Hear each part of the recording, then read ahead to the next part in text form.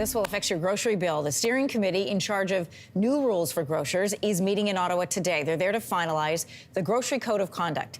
The voluntary code promises to improve grocer-supply relations, improve supply chains, and most importantly to you, lower food prices. But Loblaw and Walmart have reservations about signing on to the code as it stands. Gary Sands is the vice president of the Canadian Federation of Independent Grocers and a member of the steering committee. He is joining us this morning from Ottawa. Important conversations happening today. And we know, Gary, that the cost of food is top of mind for many Canadians. Statistics Canada says grocery prices increased by 5.4% year over year. That came out in October. So what would a grocery code of conduct actually look like? And how does it contribute to pricing?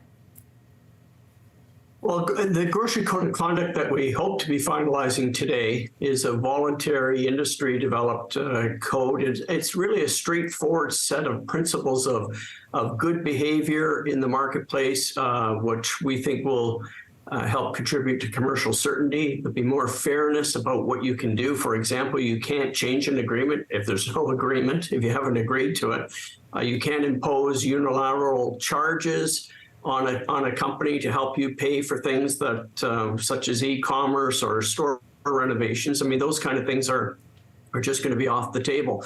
So what we've seen in other countries, Anne-Marie, from a grocery code of conduct is that prices actually go down because costs come down.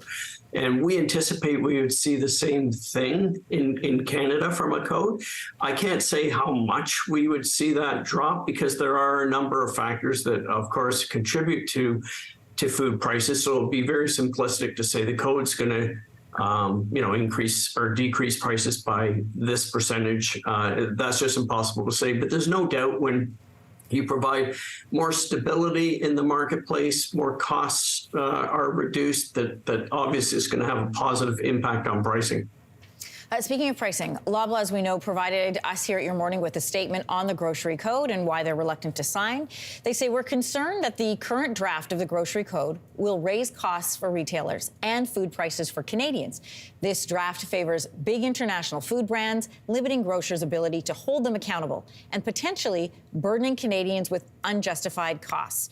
We are committed to creating a code that benefits everyone, but not one that increases costs for Canadian. What is your response? Well, first of all, when Loblaw's made that statement to us on the steering committee and on our industry working group, we asked for supporting evidence of their claim that it's going to increase costs. We're still waiting. I can only tell your viewers that there is no one from the industry who would sign on to a code that's going to increase food prices. That's just nonsense. And in terms of the code itself, reciprocity is a key element. So this isn't a retailer code of conduct. It's a grocery code of conduct. It applies to the suppliers too. That the suppliers are what we call the food manufacturers. So the whole statement of Loblaw's, to me, if they've read the code, just doesn't make any sense. I would add one point. Loblaw's has been involved in these conversations for over the last 2 years. Their views were taken into consideration by the steering committee, by the industry working group.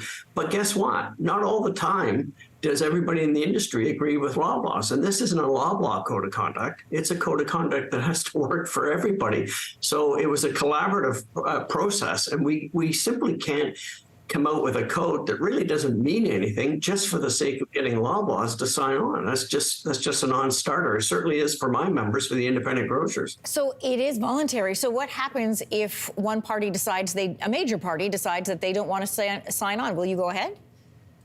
We will go ahead, but it's a very, very good question. There will be others in the industry, I am sure, who will say, well, if Loblaws and Walmart aren't signing on to this code, we're going to have a regulated government-imposed code. I just hope that sounder minds at some of these retail chains are thinking that through very carefully, because ironically, their opposition, if they don't end up supporting the code, could play into governments across the country looking at taking the code that's already written and simply putting it into regulation. So I would, if I were Loblaw and Walmart, I would ask myself, do I want to be part of an industry code an industry-governed code, and one where when changes need to be made, industry makes them? Or do I want to work under the auspices of a government-regulated code where government decides when and what changes will be made? To me, it's a no-brainer, but we'll have to wait and see. Gary, good luck with the conversations happening today in Canada. I know consumers are watching closely because they would really love a break on prices. Thanks for joining us this morning. Thank you for having me. Hey, thanks for watching. If you liked this, be sure to subscribe here, or you can check out more Your Morning videos right here.